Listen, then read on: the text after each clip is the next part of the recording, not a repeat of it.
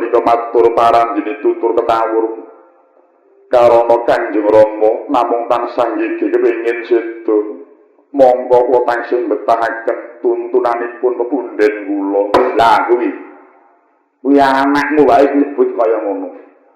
Kowe apa ora welas karo anakmu kuwi? Yen nenten nek bagabine anakmu to man, aja susu. Kowe nek kira-kira anakmu wis rampung mudhara aku ora elek-elek. Bagong iki kasar men tembunge. Wingi namung keparing apa nyuwun teteken saking Paduka Kyai supados kula saged nglajengaken utawi nuturaken dhateng gesang kula. Wong urip kuwi apa to pamriye ora ya mung kajaba kudu mudi marang dalaning karahayon.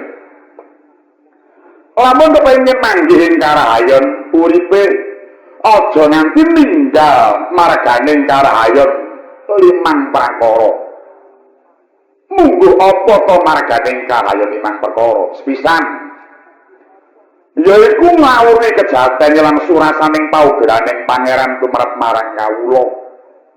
Ingkang minangka dadi dedasaring piandel utawa bebundelaning tekad kang cenderung kepi.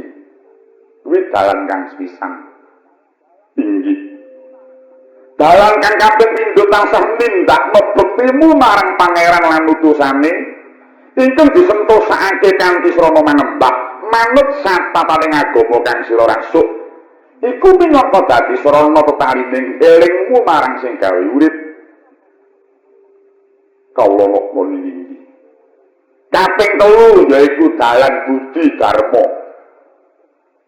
Tegese babarake sih katresnamu marang sepadaning titah kanthi sarana weweh kebecikan kanggo mitulungi marang karabitaning liyan kasangsaraning liyan manut marang kebutuhane kang den tulungi ning uga manut marang kekuwatane nggonmu bakal nulungi.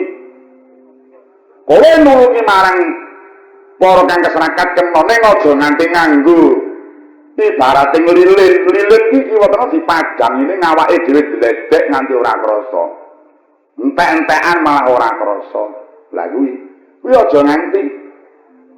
Dadi kowe nulungono marang sing padha ibet nang yo manut sak kuwasamu, manut sak kekuwatanmu.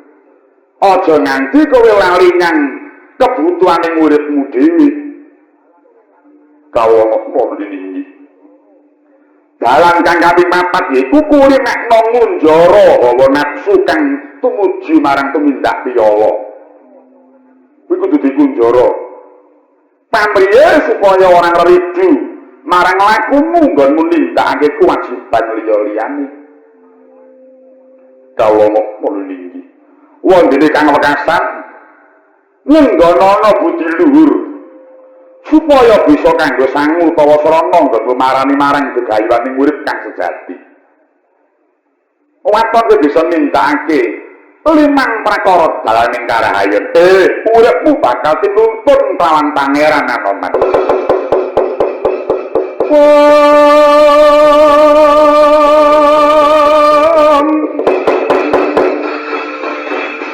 Sikra kang patuni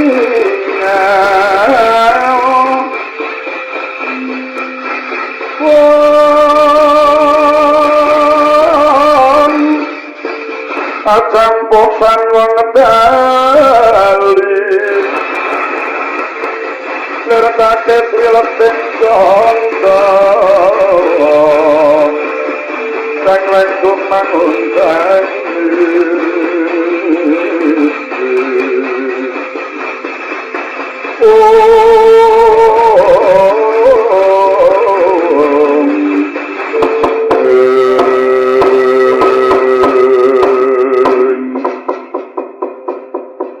Sawetawis kinayanta ingkang paring dawuh lawan Sang Resi Anoman. Kita tak prabaning Prabu Baranjana.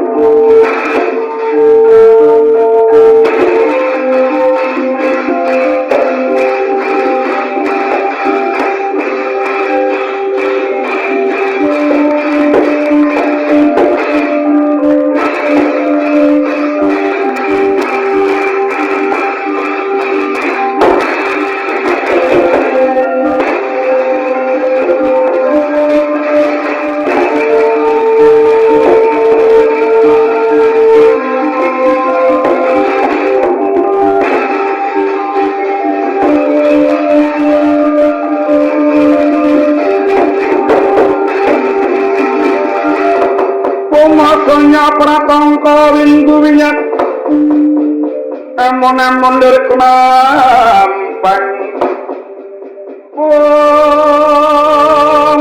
meltek mancot putus sing sewang ulun lamat Totala ketiyung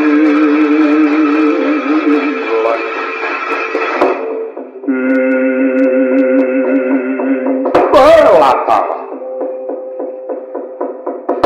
Bejo kemayangan prapaning sun nedengi sing tak golek lagi lenggam ana pengawismu. Yai.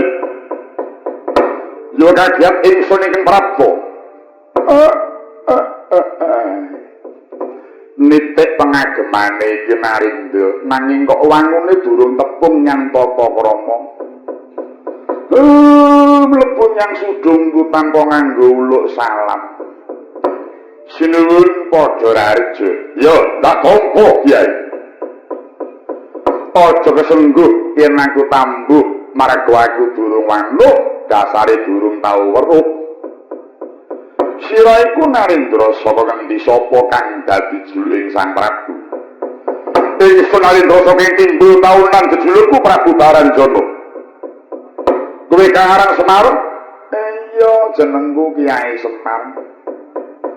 Ana wigati apa kok katon semengko pengawak bojro? Sumurupa Kyai. Prapaku ana kene bakal golek tumbal.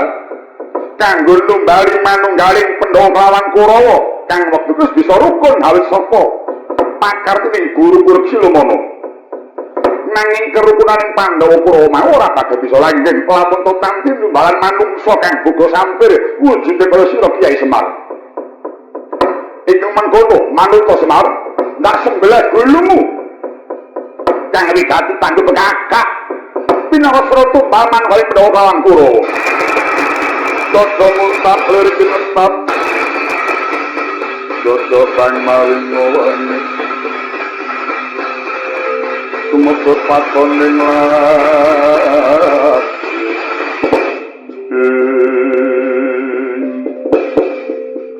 Langap-langap waton ngucap kang pantepunging tata krama Prabu Baranjana lho sapa iki Leknone pramuanku Bambang Purwoganti bocah sapa ing pertapan Kundha ini.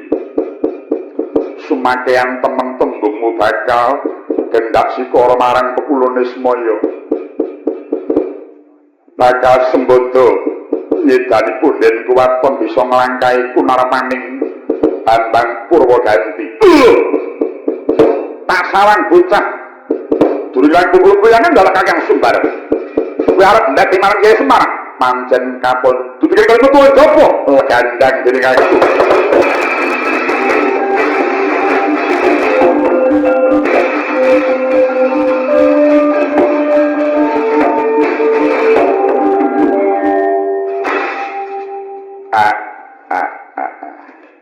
Giling-giling anak Anoman getih Senopati tumurun menyang anake ngatasi bocah urung sepiru wae-wadine kok tanggap mlibating sambuk ora ana sing mrentah ora ana sing ngakon malah kadak perlu mbetengi karo Semar Anoman ora ilang kowe duwe anak kaya kuwi mau pangestu paduka bubulun kados pangatep enggah panggulawentah kula dhateng anak kula pun Purwoganti itu Pak mula ya mula sing tuwa iki ditirokke karo anak Senopati mula iya jiwane ya kaya sing tuwa ora beda anakku anak Petruk wis cilik wis ketok iso metro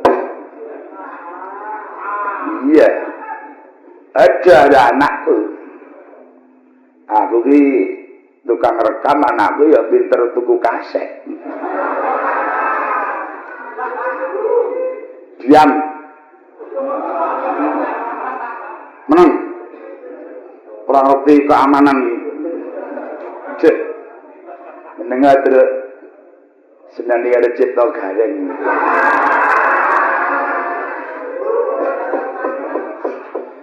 ya wong aku iki gumun anake wong liya wae mbelani aku. Ewadene aku duwe anak telu bapakne diancam wong kok mung padha pating plorok. Tanpa duwe greget apa-apa.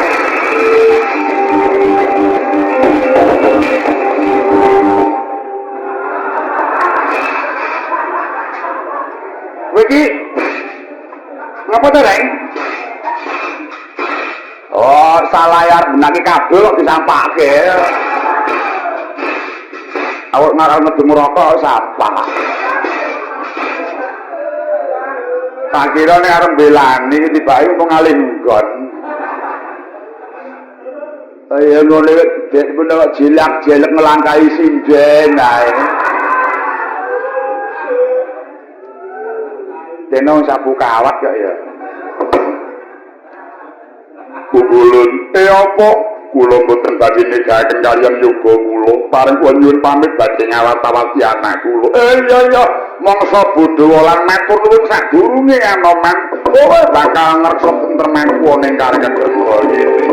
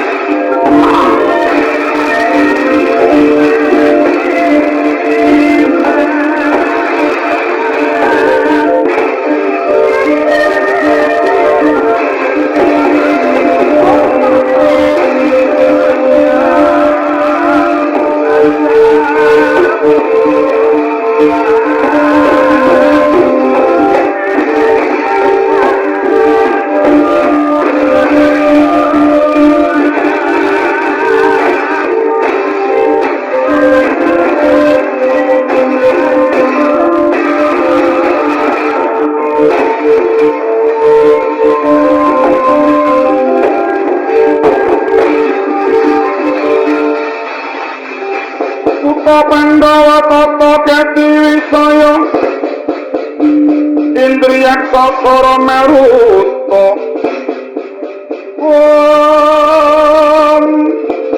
pawana kono narkono samirana lan warayang ponco banyu wisi amak kulingan imo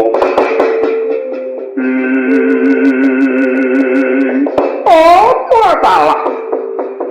Selain podo ini bersetangan podo kucekan.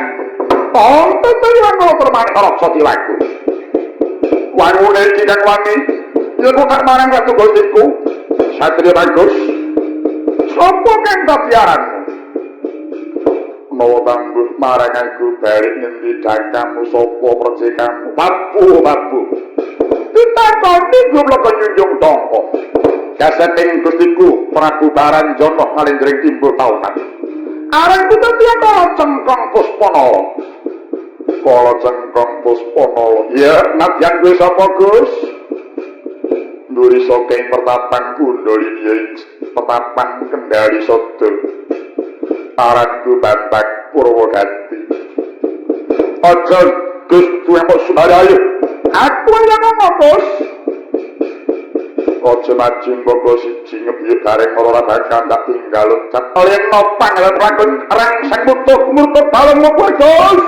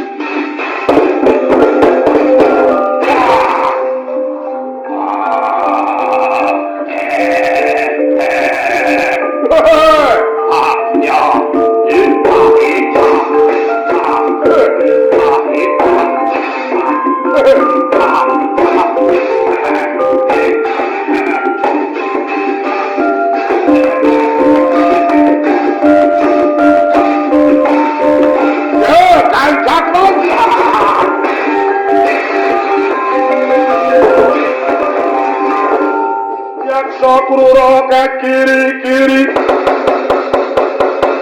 Kenyolir Praputra Bangkawalan Amin tolawan nanggulir Singonabdo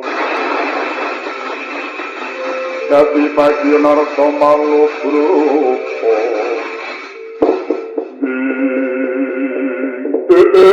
Latala selawase dadi kanca direng tawur gedhe tetes daging stampe weruh-weruh wis mlepak Raja Satriya ana marang sapa jenengmu Bambang Purwoganti wis sapa Detyakala jurang gerawah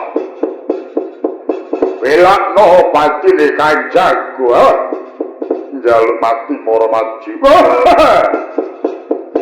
Ora ngerti kriganing buta adoh tak bialan bedhomo cerak saut sambri bitok ngriyak mleduk wajah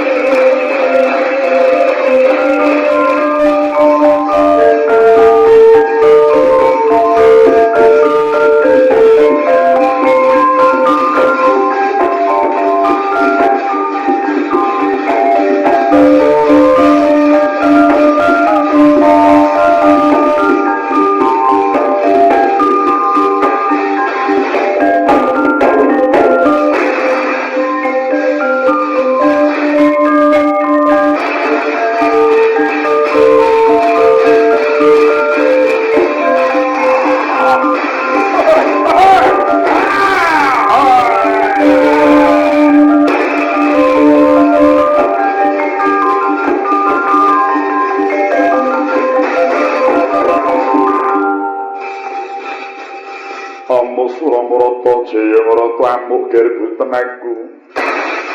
Yen mung lamak kaya mengkono ora kepo papat ora bakal ndak tinggal loncat. Ndak kok kira kaya lulang kinareng jebul ngatos godhong lumbu. Ketaman pusaka kumangsa kuwi njaluk banyu. Endi tunggali moro maju ketandangan Bambang Purwaganti. Buta-buta galak solae loncat-loncat nang sitra-sitra nang panulinan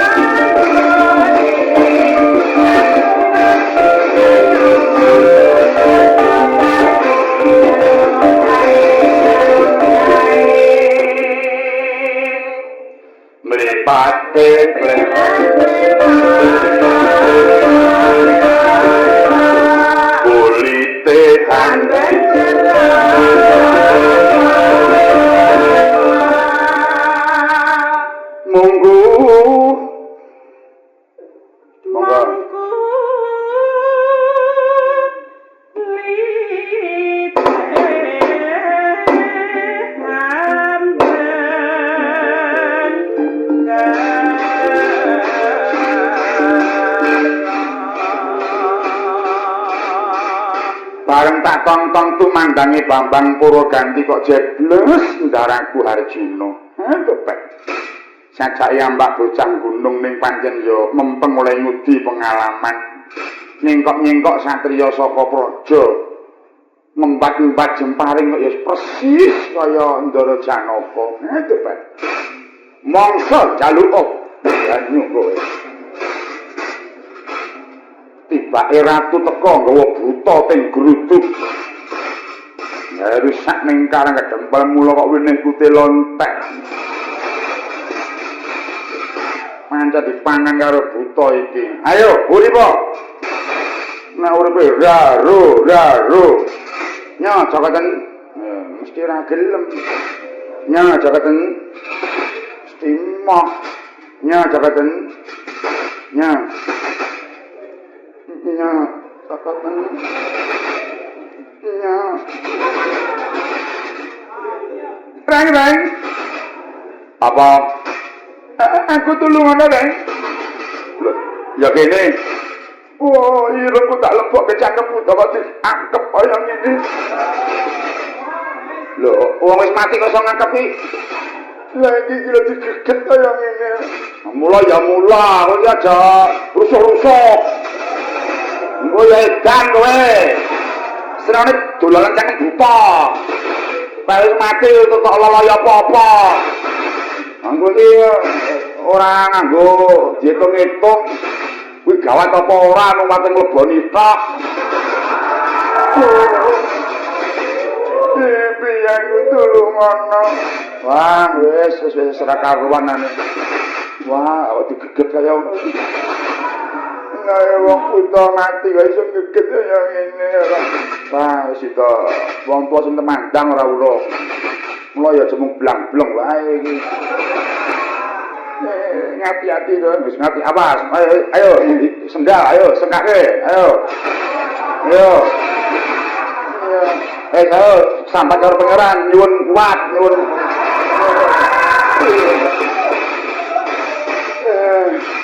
Aduh. Wah, sida nglocop irung goreng. Mula ya sok ngati-ati. Wah, kowe senengmu kok sembranan lho. Wah, wis seneng ora prangitno lho. Delok sik sing kok. Lah kuwi sapa?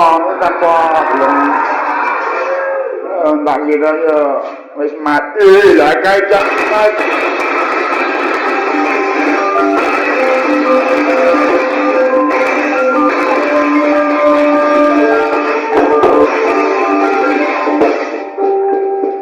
Aku sira berata jaya berata merat. Ada jasa karya jeneng aku sapa aku ke dibubuk dijung mati tanpa arang. Aku sira berata jaya berata merat. Sumbar turah bareng kok nekat ki sapa kae. Kaya wae aku ora kolok-kolok mabur ku aja kowe. Aku sira berata jaya berata merat. Ayo dene tak kolok kowe. Wis sampeyan kowe taje karo aku wis petambung ora kolok-kolok.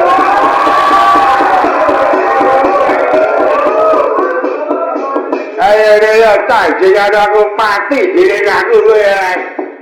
Wah, aduh. Waduh iki nek Cina mara.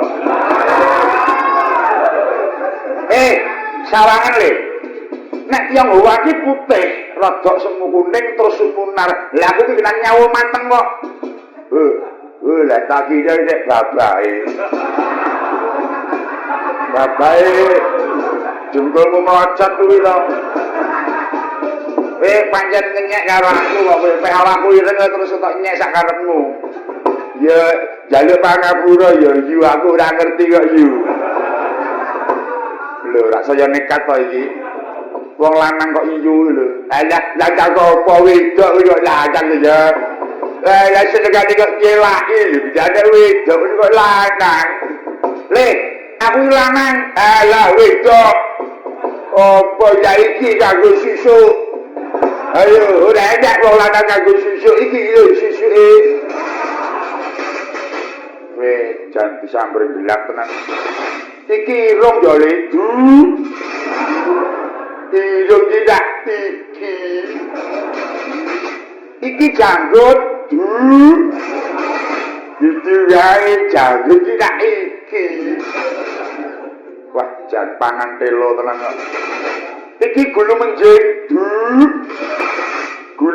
tidak iki adik saya melorot iki susune wong lanang ya le Dijual susu tidak iki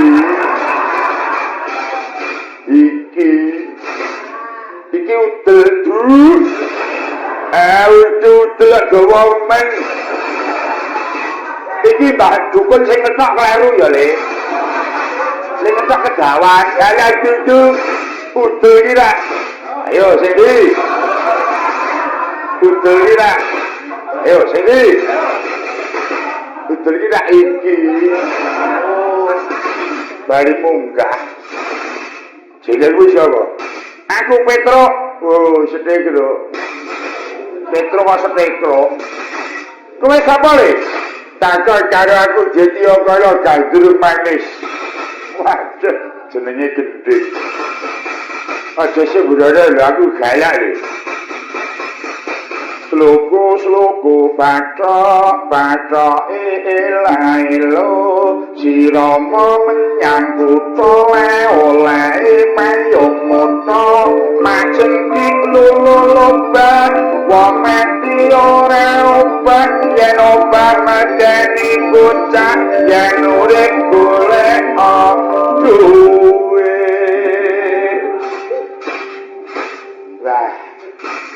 Bareng kuwi nembangono aku terus luluh bayu otatku. Lho piye to ngene ya kae. Sak temene aku lunga saka omahku ora kok. Jan ngluruk perang iki jane ora kok. Jane ora.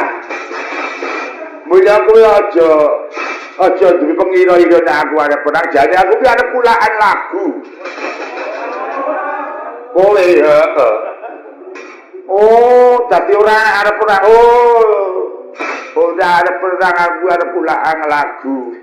Antara lain ya sing kaya tetembake kuwi wae aku seneng banget. Pengen nembang kaya aku iki iya tak kok aku tok uruhi engko tak itu kok tak wenehi ijole buku karo petelot.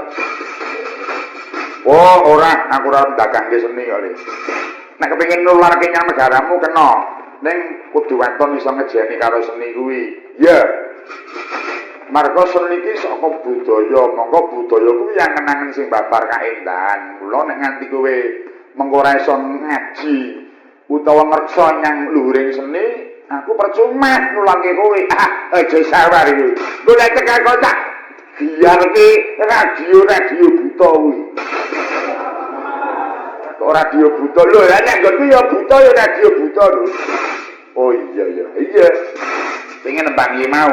Jebot aku tak nilokke ya. Sluku patok. Sluku patok. Patoke lailo, patoke lailo. Sirama menyang kutha, sirama menyang kutha. Le oleh payung mutha, le oleh payung mutha. Mak centit lolobah, mak centit lolobah. Wong mati ora obah, wong mati ora obah. Yen obah medeni bocah, yen obah medeni bocah, yen urip golek duit. Yen urip golek duit. Duit. Aktor duit. Duit. Siapa leh? Wis. Jalan kok. Duit. Ayo dibutuhkan kamu duit tak? Sluku.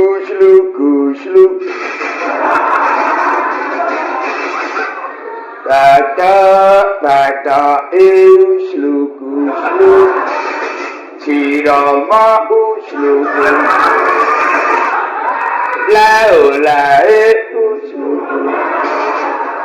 Mak centit. Kok bisa ora? Bisa duit.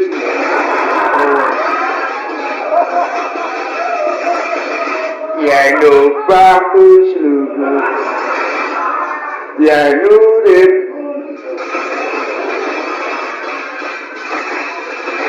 Kita yang nak diuripke. Sluku baca tu. Ya. Uslukan benda iki. Ora apa lek nekat. Tok kamane gong. Pecel raine. Wah sadis men gong. Mulih. Kowe urip meneh. Rampung dapukane raup mulih. Oh, buta wayang wong. Oh.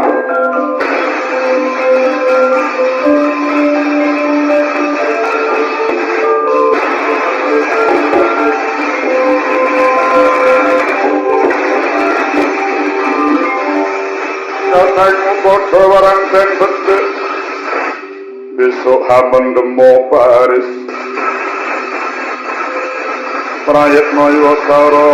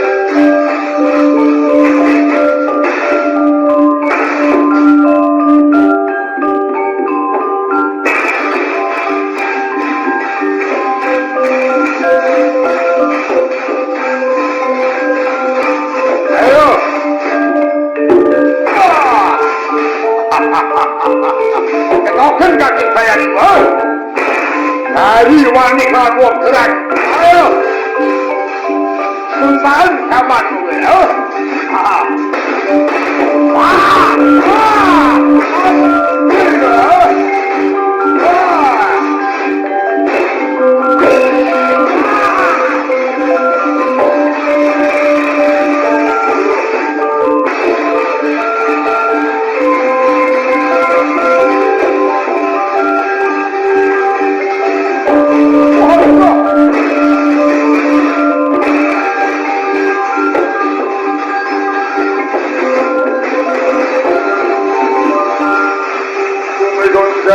ing langit kelap-kelap katon erging sanging sang malih gandrung sabarang katuluk germonyak mayik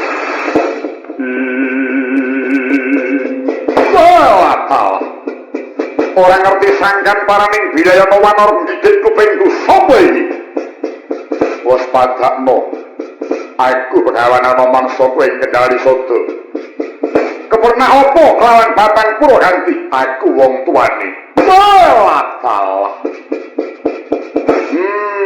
beda temen karo anake rewondo anake bagus aja kakean petengah Prabu Baranjana ora mung anak kula nangkang pasang sayembara nadyan ana manusmanaga kuwi sembodo bakal nyelaku tak punden waton nglangkai kunalapaning Anoman dhisik apo maju tadi bandan kuandamu margane patimu Prabu Baranjana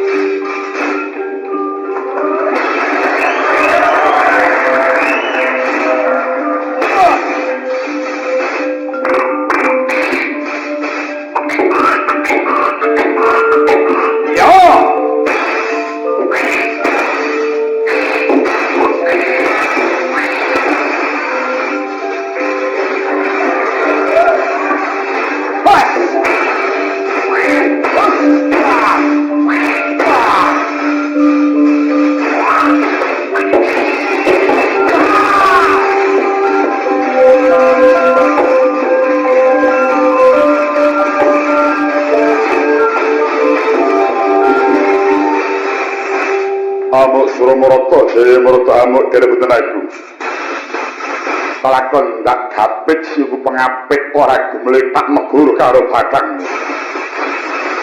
waduh wis dipethuk malaikat sidon deledek ditehmu ke taman siu ke begawan Anoman itu ambak wis tuwek kok cokotane diampuk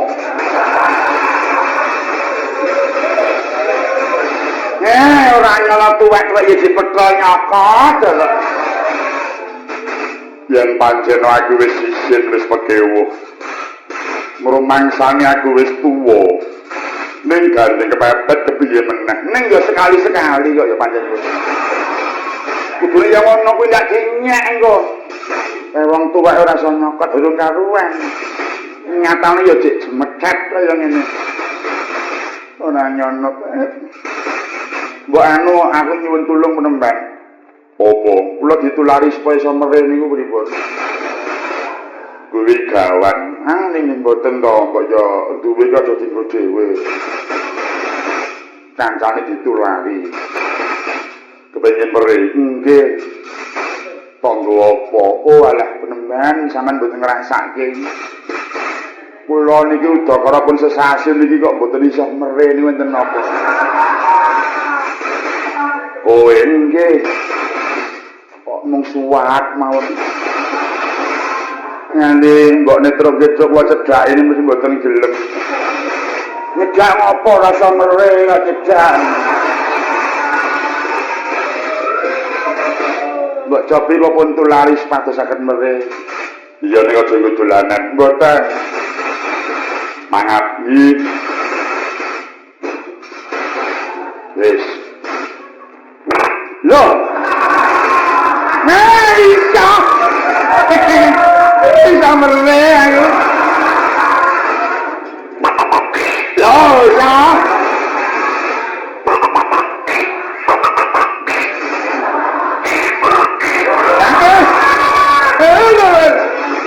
Enggene rasakno kowe kok netro kesuk. Saiki wis pulih kembali awak. Wis iso mere saiki. Ngejak pirang dina legane ngatiku.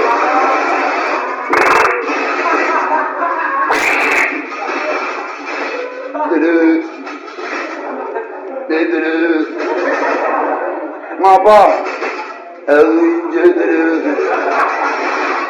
Iki bagong ngendika omongane. Aku pengen apa? Aku pengen disamber kaya kowe itu terus. Mangat. Wes. Nang mere.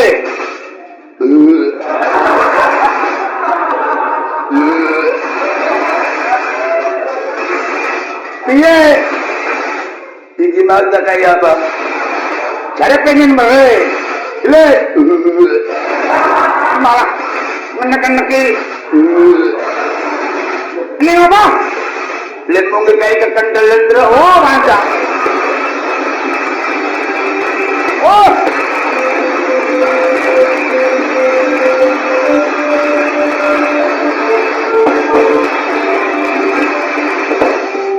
Alaman wis padak wan bisa urip, Bela kalah, bisa urip siap nyawamu parah. Ayo maju tak enteni ban kepok gak pecah sirahmu alamat parah. Awas.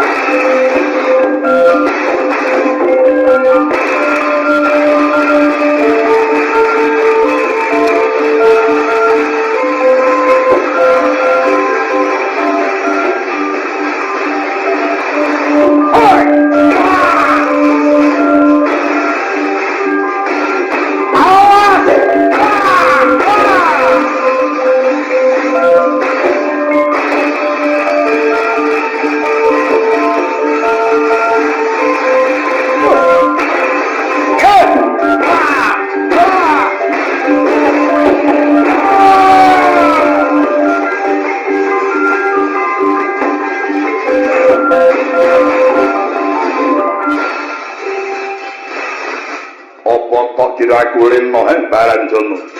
Kowe ngepruk godo aku ora males ning aku pancen nglimpe karo kowe. Kalimpe medhoke wit asem kepruke ndasmu glundung dening aku. Wah, wis. Nek matine ya mati ning rugi ya, Pak. Rugi piye? Cobi to wong asem wit cilik tak sirami dindane gedene. Lagi arep awong pisan monggo wis dilembuk uang lho. Wis itu orang ngukup. Petro, lho. Moro saiki pikir nyawane bapakmu kene karo asem abot ndi? Asem kene karo nyawa. Nek kula ya abot asem kok. Yen asem bisa di tebaske minggu Semar mendem. Ayo, putih. Oh, teman awak itu bela salah.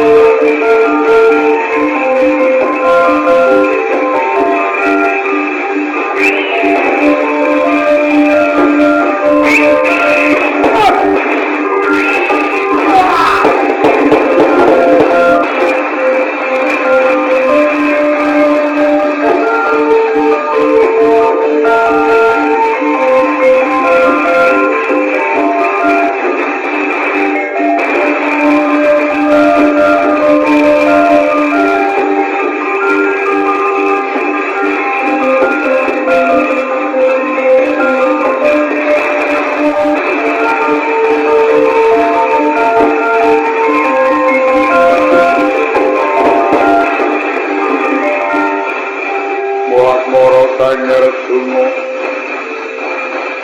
Semunira kamanung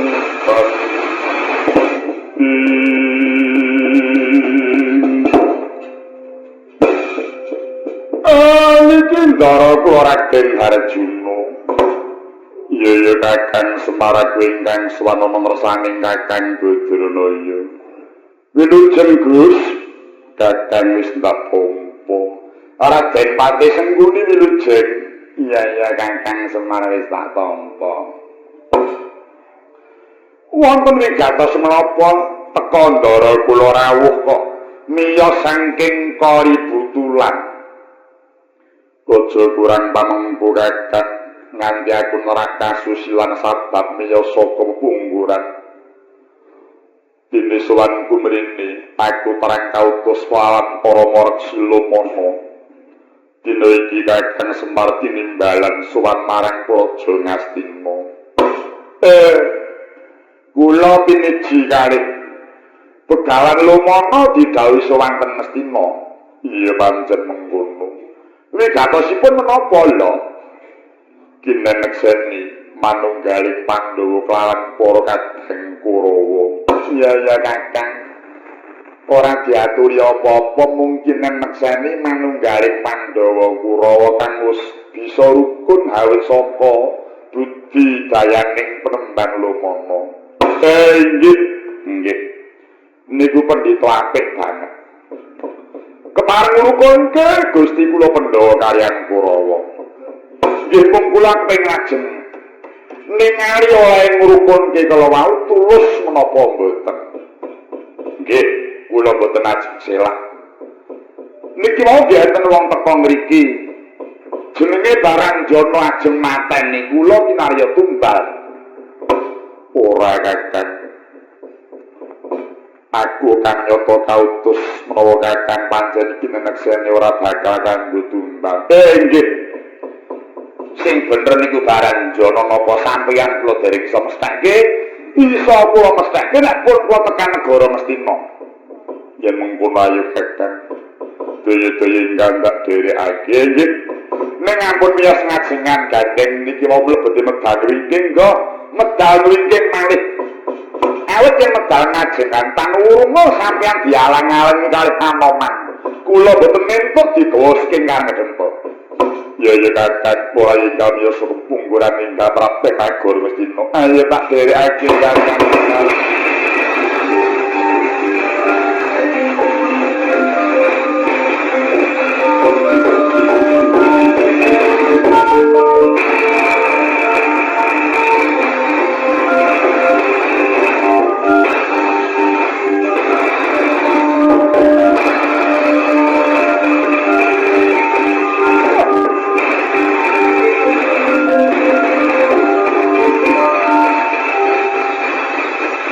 ora wegah tanding karo Anoman semono bae ora wegah tanding karo Baranjana Rama penemban atuning Rama Bolo ganti inggih aja ngrekon kulo itu parang ngomonging Kanjeng Rama wekdal mangke Kyai Nayantaka sampun kabekta Raden Arjuna tuwin Patih Sengguni lakon saya Semar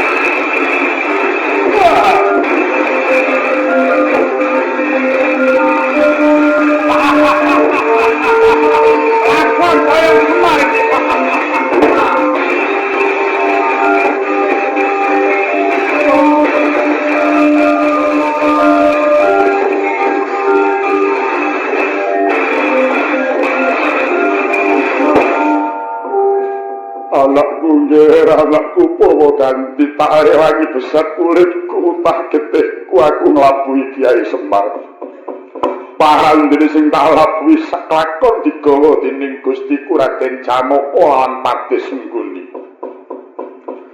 upamane aku nututi aku bisa nanging gandeng sing ngasta Raden Arjuna njur kepiye bakal tumindakku inggih lajeng kados pundi Rama penemban Pura ganti wis kowe bali nang kendali sada nggih atas ora trima mengku karep apa dene Raden Janaka kawan Patih Sengguni nggawa Kyai Nayantaka pun Rama bakal maneges marang kayiwangan ngalang-alangku mitire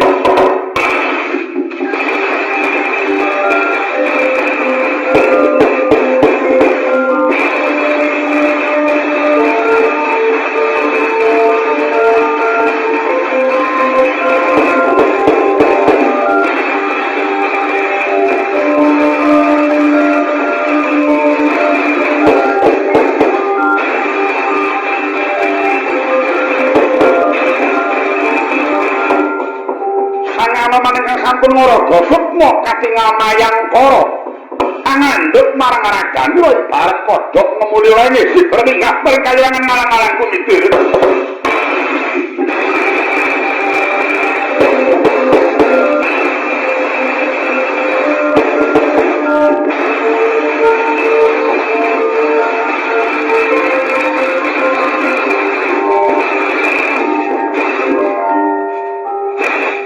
Wah, piye terus sida kelangan wong tuwa. Oh, ora aku mau ndara Janaka kok srimbit karo Patih Sengkuni kan. Ora urung kakekne dipateni ning Ngastina kono. Gumun Ndara Janaka kok saiki serangkul-rangkulan karo Sengkuni. Tega karo kakekne. Piye? Sengkuni kita bawa dirangkul. Wah, piye terus? Nututi ae nang Ngastina kan. Wah, aku ora wani marga Ndara Pandhawa kono. Kekuatane awake dhewe iki apa? Wis monggo kakek niki dadi pandhom ana kene. Dadi pengayoman kelangan kakekne wis kelangan pengayoman. Jika awake dhewe arep nyambut gawe apa iki? Arep melu Ndara Janaka Ndara wis ora nganggokke awake dhewe. Nyatane tega karo kakekne Sekar.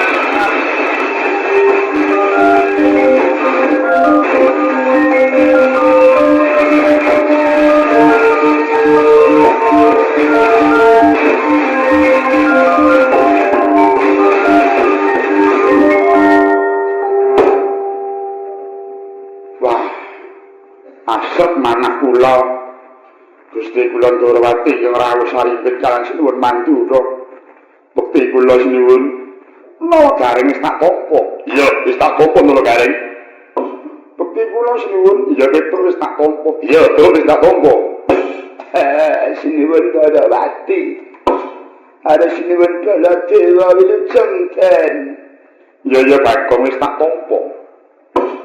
Ndak sarang padha maca udrasa tangisan ki padha napa? Sinuwun kados pundi lelapanipun bapak kula. Wong tuamu napa? Kakene Semar dibeta tiyang. Sing gawa sapa? Niki wae Ndara Janaka kali Patih Sengkuni dugi ngriki. Niku terus kakekne digawa medang wimpit. Kakekne boten pamit kakale kula. Iki pripun Ndara? Wis. Aja tak oleh nunang wah sing boten nangis mawon dipun kelangan wong tuwa. Lha iki pripun? Iya, mengko dhisik, mengko tak tata. Wong tuamu ora apa-apa.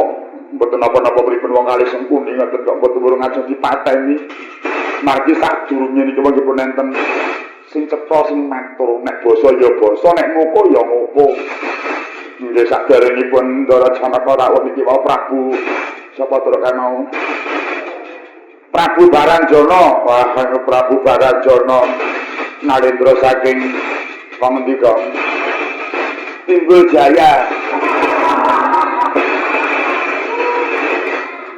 Timbul Jaya Dengkul Manjlok saking Timbul Kaunan niku ajeng mados tumbale kakekne niku. Yen ngono wong tuane wis digawa lawan Nyai Arjuna. Nggih, mboten urung kangge tumbal enten Ngastina sinuwun. Iya Yai. Ati mati seperti itu ya Yai. Iki ngapa ta Yai? Panjenengan sinuwun mandura tindukane aku. Mbok iki sabar kemawon kok ngendika kok ling bengok. Wah, aku gitu ya ngono iki. Awake dhewe kalah dhisik karo Janaka karo Sengkuni. Inggih, namung sampun kuwatos. Taksih wonten merginipun kangge srana mangsulaken Kakang Nayantaka. Garane piye? Napa gareng? Kula. Dina iki Janaka wis nggawa Semar. Kowe trima apa ora upanane bapak